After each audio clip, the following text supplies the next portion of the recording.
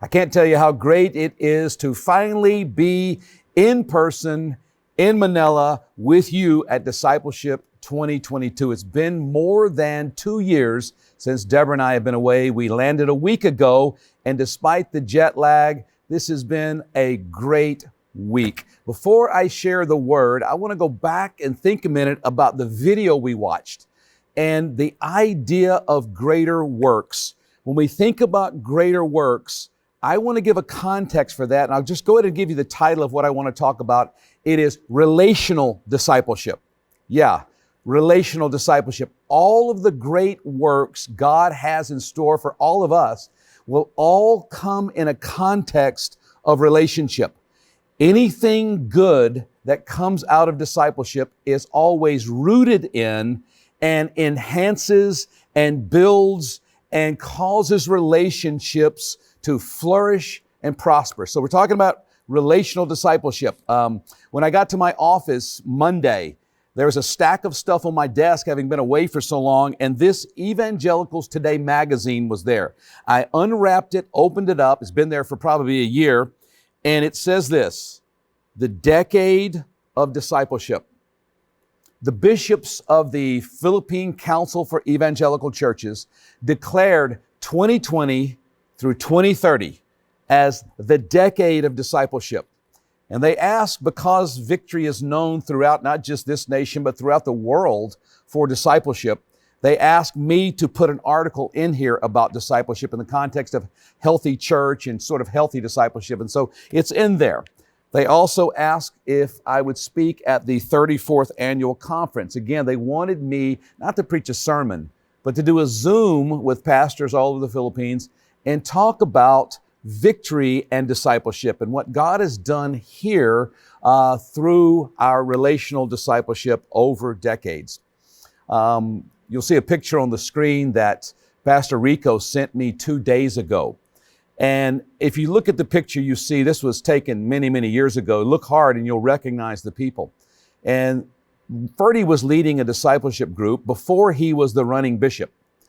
And Rico looks like a teenager in this picture. And as you look across, there's L.A. Mumar, who has preached all over the country. He's a basketball coach now, but continues to preach the gospel. And then there's his brother Vico, who is currently the mayor.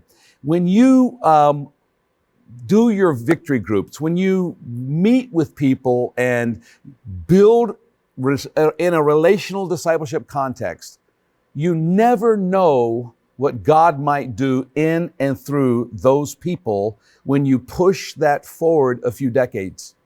I was with Pastor Rico and Kitty a few weeks ago in Panama.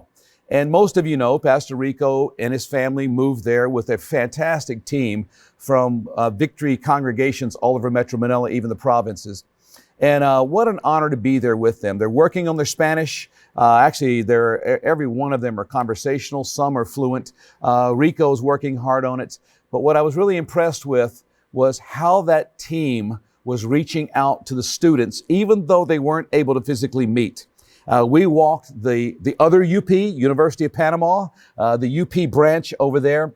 We met with professors, we met with department heads, and they were so excited to have Every Nation campus on their campus. We met with some Christian professors who said that we were the answer to their prayers. All those who are supporting our missionaries and those who are praying for our missionaries, make sure you put Panama at the top of that list. I'm really, really excited about what Rico and the team and what they're going to accomplish. And those of you who have close friends and maybe even family members there, I just want to tell you they're all doing great, really doing a great job. When we think about this idea of greater works in the soil, in the context of relational discipleship, I thought about when I landed Saturday night. Again, we haven't been able to travel here for a couple of years. I've been to other places. Like I said, Panama. I was just in Berlin a few weeks ago. And of course, there were Victory missionaries there in Europe that I had got to connect with. But coming here, when we landed and we went through all of the immigration process that's multiplied how long that takes because of all of the COVID papers and all the tests and all the things they have to check. So we're pulling into Global City around midnight. And as soon as our apartment building came into view, Tang, our office driver who was driving Deborah and I, turned around. We're at a stoplight. You could see our building in front. He turned around and smiled and he said, "Welcome home. Welcome home." He didn't say, "Welcome to your house." He said, "Welcome home."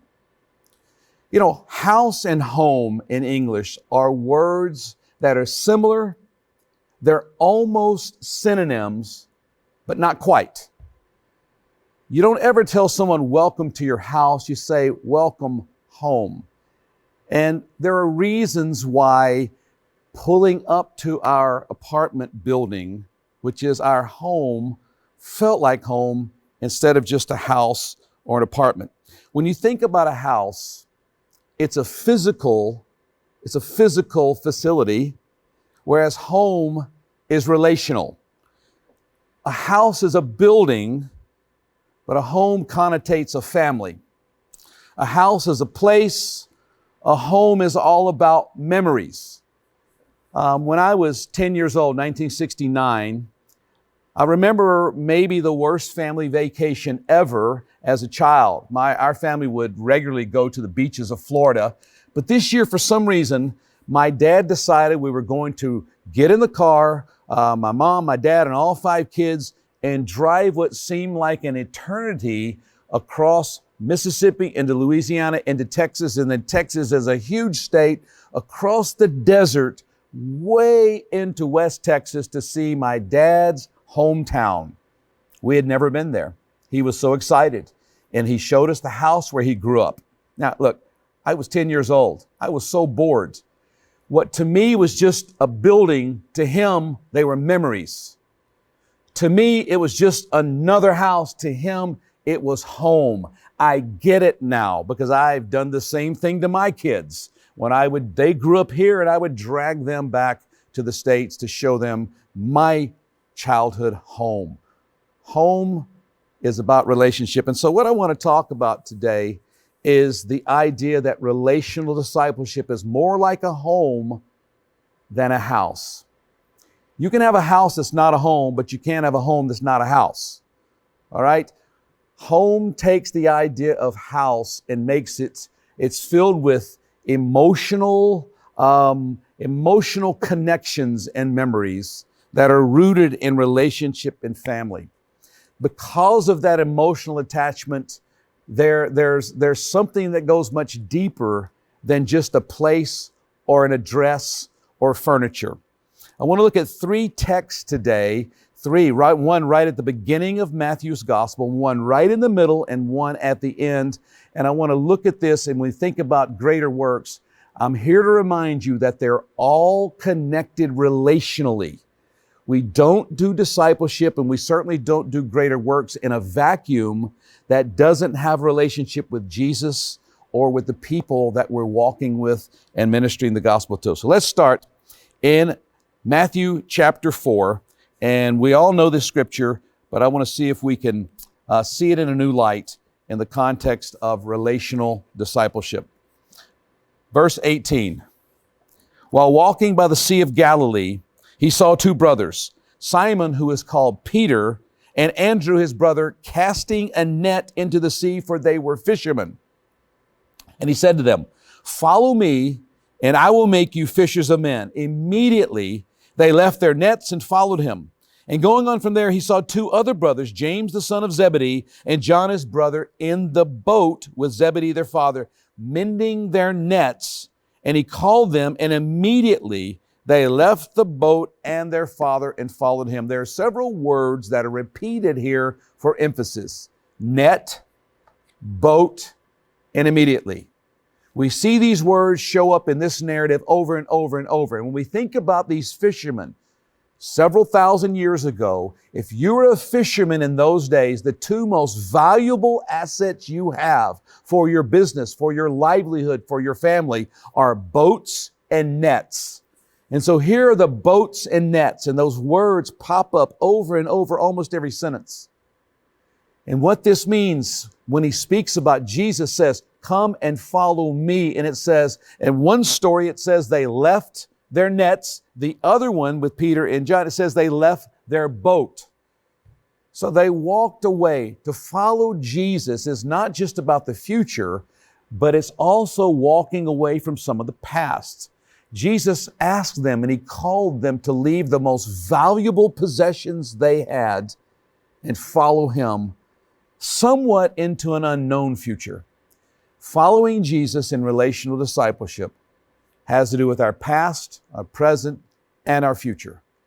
It's a walk of faith. It's a walk of sacrifice. There's a cost involved. And I think as we talk about making disciples and doing greater work, and we talk about this Discipleship 2022, we've been doing this year after year, decade after decade, and the message is still the same. And I think if we really want to share the gospel with people, we're not sharing the whole gospel if our gospel is not calling people away from stuff and to Jesus. When we walk away from something, we have to turn our backs in order to turn to Jesus. And so he called them to follow. Relational discipleship is following Jesus, but it's not a solo thing. They were following Jesus with the others who were following Jesus. So right at the start, right here in the beginning, Matthew 4:18-22, it says, follow Jesus. Now, when we get to the middle of the gospel, we get to the middle in chapter 11, verse 28-30. Another familiar passage to many of you. And here's what happens. When we follow Jesus, we fish for men, we follow along with others. We find as you read the journey, there are these ups and downs in the narrative. There are times when Jesus is preaching, times when he's feeding the hungry. There are times when he's praying for the sick and casting out demons. And there are times when it's just this amazing adventure they're on. But there are also down times. And this is what we see in chapter 11. We see that Jesus comes and the disciples are following him and they're fishing for men and they're doing this all together in this small community of 12. But they hit these cities that are described as unrepentant. And it's a tough time. This is not a good moment here. It's not filled with miracles and it's not filled with adoring crowds. It's really kind of a tough moment. In verse 25, it says, at that time, at this time when things were difficult, time when things weren't going as they had hoped, time when things weren't as easy as maybe at the beginning when it seemed like there were miracles all the time. They hit this rough spot. They're following Jesus. They're fishing for man. They're doing this in community. They've left their boats and their nets and they're walking in faith and they hit this rough road. It says at that time, verse 25, Jesus starts talking. And then we get to verse 28 of chapter 11. And that season when it got tough for him, he said, come to me, all who labor and are heavy laden, and I will give you rest. Take my yoke upon you and learn from me, for I am gentle and lowly in heart, and you will find rest for your souls. For my yoke is easy, my burden is light. Again, we often like to individualize the follow Jesus, but it wasn't an individual thing. It was Peter and John, Peter and Andrew, James and John. It was pairs, and there were other people following Jesus. So to follow Jesus is not a solo trip. It's done in community. And then right here, when he talks about that, come to me, all who labor. All means not just you. There's a group that this is being said to. And then it says, you'll find rest, not for your soul, not an individual, but you'll find rest for your souls. This is a message to a group of people. Come to me. Again, following Jesus is done in community. And then once we're weary in this task of following him and making disciples, this relational discipleship journey and this fishing for men journey and this doing that in fellowship together journey, there comes difficult times, seasons when it's not going as we had hoped. Maybe not going as well as it was last week or last year or last decade. And in those seasons, the message is, come to me, together in community. Come to me, take my yoke. And you've heard teaching and preaching, and you've studied about the yoke. And when we yoke with Jesus, there's a burden that's light now. I was thinking about this idea of coming to Jesus. And it's spoken at a time, as I said, when things aren't just wonderful. There's some difficulties. My daughter-in-law sent this on my family thread. She sent this picture, and that's part of my daughter-in-law you can see, and my grandson George, who's 3. And here's what the caption said. The kids watched the Bible story episode of Samuel this morning. George was deeply disturbed by Hannah leaving Samuel at the temple, so he came to find me for some snuggle time. And then she sent another one. Later that night, he did it again, and then the next morning. And they had to talk to him. He was so troubled, and I just never thought of that story from a 3-year-old mind. And I think he was worried that his parents were going to take him to church and leave him there and never pick him up, kind of like Samuel. So it was kind of a freak zone for George. And so he was clinging to his mother until she could convince him that, no, we're not going to dump you off at kids' church and leave you there and see you when you're 20. It's not going to happen. But I think there are times when come to Jesus is that kind of message, when whether it's fear or whether it's the anxiety of what might happen, and oftentimes those things aren't real, just like with George. It wasn't even a real threat. Sometimes they are real, sometimes they're not, but nevertheless, there's always an invitation to come to Jesus. It's what He's calling us. And so this discipleship journey starts with follow me along with others and we'll fish for men. In that journey of following and fishing, there come times when we need rest for our souls, and we need to get to Jesus again together. Don't individualize it. And then what happens? We re-yoke with Him. But as you read the next few pages, when He says, come to me and I'll give you rest, come to me and you'll find rest for your souls, you'll find in the next few pages are about the Sabbath. And what you find is Jesus is healing the sick on the Sabbath. Jesus is ministering on the Sabbath. So it's not always a physical rest or a checking out of life, but it's a rest for the soul. And a rest for the soul, again, I keep emphasizing this. We're talking about relational discipleship, and all of this is done in community. It's done in relationship with other people. It's one reason the pandemic and the lockdowns have been so difficult. I appreciate Zoom. Life the last few years has been better with Zoom than it would have been without, but it is not like embodied presence. It's not like really being face-to-face together. When I gathered in Berlin about 3 weeks ago with our European leaders who are having a war, and our pastors in Ukraine were unable to be a part of that gathering. We had different pastors closer to the war zones on Zoom. But one by one, those pastors were so happy to be together face to face. And as much as we tried to have life-giving relationships in distance, and we did the best we could all over the world, but there was something different about actually being there. I feel that being here, and it's really it's refreshing to my soul to be here and reconnect face to face and physically. So, what are we saying? Relational discipleship. How do we do greater works? We do it together in community. Relational discipleship starts with a call to follow Jesus together. And as we're following Him, sometimes we get so into the fishing for men that we now are carrying heavy burdens and heavy yokes. And then the message of discipleship is come to Jesus together and re-yoke with Him, and He carries the greater weight and the greater burden when we do that. And then now we get from the front to the middle to the end of the book of Matthew, and we come to that passage in Matthew 28, verse 19. Go therefore and make disciples of all nations, baptizing them in the name of the Father, the Son, and the Holy Spirit, teaching them to observe all that I have commanded you. And behold, I am with you always to the end of the age. Follow Jesus. Come to Jesus. But look at the last one. Go to them. There's always this rhythm in the Christian life of following Jesus, coming to Jesus with our burdens, and going to them. Right at the beginning of the discipleship journey, that call to Jesus, remember, it was also a call to sacrifice. right in the middle of the discipleship journey. It was that come to Jesus if you're exhausted and if you're heavy laden and burdened and feel like you're carrying the weight of the world. It's time. Come to Jesus. And then at the end of it, there's this, now go and take this message. And this an adventure that he calls us to. It's not pick one of the three that you're more comfortable with.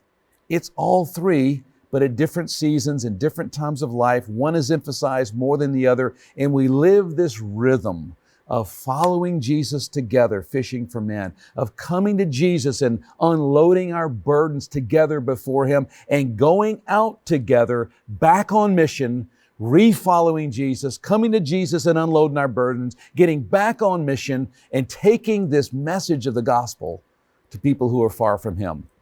It's like my lifelong friend, Pastor Joey Bonifacio says, discipleship is relationship. It really is. And the way we're going to not only have an impact in our own lives, but do greater works, it's going to come out of relationship, a relationship together with Jesus, a relationship with one another, and how we build a relationship of bringing the love of Christ, the gospel of Jesus, to people who are far from him. So let me encourage you, follow Jesus, come to Jesus, go to them, and do it together.